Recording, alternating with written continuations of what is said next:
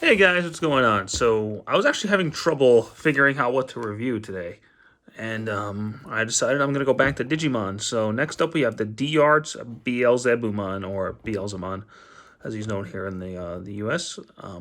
This is the first D-Arts review I'm doing. The D-Arts is kind of a deadline; they just kind of put everything in SH Figure Arts, but you also got D-Arts on this side. There's Beelzemon, Beelzebumon. It says Digimon Tamers. Side of the box, back of the box, we got some poses. I don't know what that says. Beelzebumon, D-Arts, one of the, I forgot what demon lord he is, but I honestly cannot. Gluttony. It's Gluttony. So, Beelzebumon. So, Beelzebumon, right here. In his official Digimon profile, is one of the 7 great demon lords. So he's very, very evil. But most of his portrayals haven't been portrayed as, like, true on evil. In Digimon Frontier, and Digimon Tamers is where he first appeared. He first appears early on in the series as Impmon, who is just kind of causing problems. He eventually becomes, as the series progresses, he becomes jealous of the Tamer's partner Digimon's ability to Digivolve, and he can't. He ends up trying to fight one of the Devas, I think it's Indramon. He just nearly kills him. He eventually makes a deal with Katsuramon. Was Katsuramon? Yeah, Katsuramon, the dog, who he says, if you serve us, we'll get you to Digivolve. So he gets dropped into a pool of lava, along with a motorcycle, and comes back out and evolved into Beelzebumon, who is a Mega level Digimon, or an Ultimate level Digimon, and he just starts, his power kind of gets to his head, he just starts, like, killing people left and right. And the Tamers keep trying to reason with him, and they just can't get through to him, to the point where he ends up killing Leomon.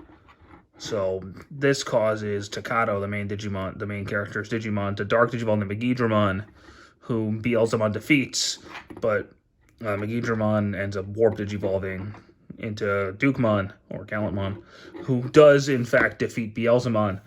And Beelzemon, Dukemon was about to kill him, and Leomon's partner Jerry saved his life, saying that we don't need any more death.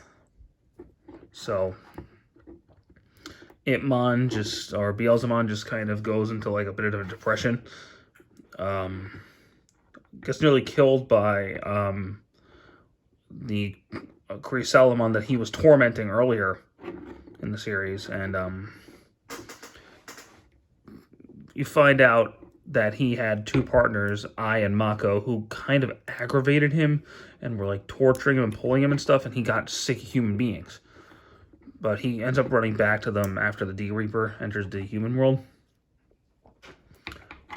And where he bonds with them, which allows him to turn to Beelzemon Blast Mode. So he kind of helps the Tamers for the rest of the series, actually trying to save Jerry with the power of Leomon, but that doesn't really work out, and he almost gets killed again. But he also shows back up in the series, in the movie Runaway Local Mom. He doesn't really do anything. He's just kind of there. A redesigned version of him does appear in Digimon Cross Wars. A much more, like, angelic form. I think this is all white. He's got the same head, but he's got a big cannon. He's got wings. He looks cool, but I like this version better. And he doesn't really do a whole lot. He started off as this Digimon named Balmon, who was working for the Bagra army, but he wasn't really evil. He was more of, like, a mercenary. And then he performs a bomb with Taiki. He ends up getting stabbed in the chest by Lilithmon, and tries to save Taiki, which revives him into Beelzemon, who becomes part of Shoutmon Cross 4B, and that's all he really does in the crossword. So, character aside, this figure has, he looks really good.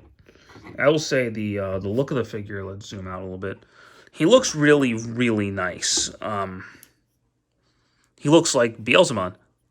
but he's a little loose right down here.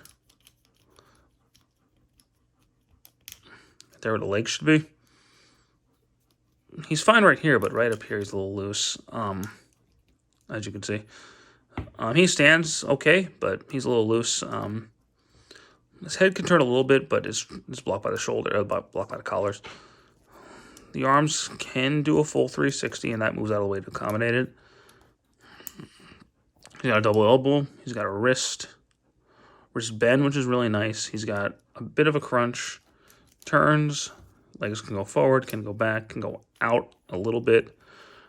And yeah, he does. He has a double knee joint, and he's got lots of foot movement. So he's got really good articulation. But what I really, really wish this figure had was way more accessories, because they had announced a second edition of him coming out, which would have come with the motorcycle and the blast mode pieces. That never came out because the DR's line just kind of tanked. So all we have for accessory-wise is another head, which I think I would have just preferred an alternate face instead of a full-on head swap. This figure came out in, I think, 2011. So probably wasn't possible back then. Open claws, which is like his darkness claw attack. Fists. He's got his regular hand gun holding hands. An alternate gun piece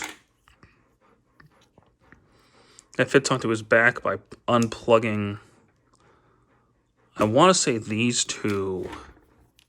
Yeah.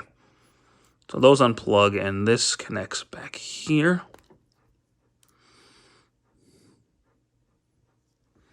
So you can hold that gun back there. And he's got two other guns, which can go into the holster right there. In the show, in continuity, he only has two guns, but they have a third gun that hangs. I would have preferred if he could just store it on his back rather than giving you a separate gun for that, but, you know, that is what it is.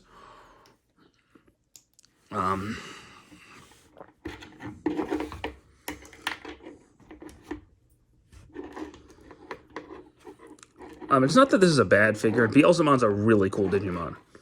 Like, he's one of the best developed characters in Digimon history. Like, without question. Oh, that's how you swap the hands out, by the way.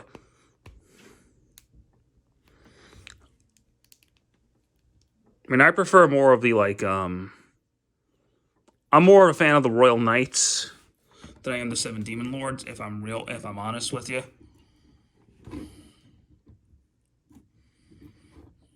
I typically prefer, like, the Royal Knights. So, like, Omegamon, Alphamon, Dukemon.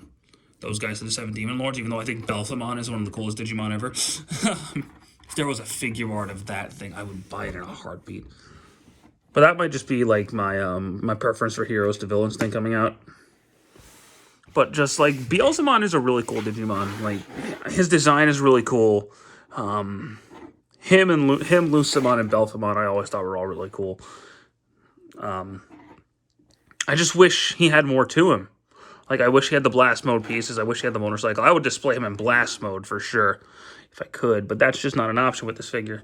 That said, he is a good figure, and I think he's still on Big Bad Toy Store, because I got him last year on a re-release. So I had him for a little bit. I didn't get him when he first came out, because I didn't have a job when he first came out. But as a figure on his own, he's actually really nice. I would say get him over the Digivolving ones, because there are two Digivolving ones, one in Japanese, one in American, and they're both crappy. This, like, with Digimon figures, I generally prefer the standalones rather than the transforming ones. Like, because I think, because they're evolutions, not transformations, they work better. But if you're a fan of Beelzemon, which a lot of people are, he's a very popular Digimon, this is a figure to get, I think. I think he's really cool. But I just wish there was more to him. But as a character, he's really cool. His design is really cool. This figure's pretty cool. But I prefer, if we're talking strictly D-Arts molds, I think Dukemon was the best one. Speaking of Dukemon, that's, I think, who we're going to do next. One more thing. I do have Imperial Dramon Paladin mode. But I'm probably going to wait to review him until the metallic Imperial Dramon comes out. Because I'll just do them both in one review. But anyway, that said, thank you guys so much for watching this video. I hope you enjoyed it. I hope you guys are fans of Beelzemon, because he's a really cool figure, and he's a really cool character. So thank you guys so much for watching. Take care.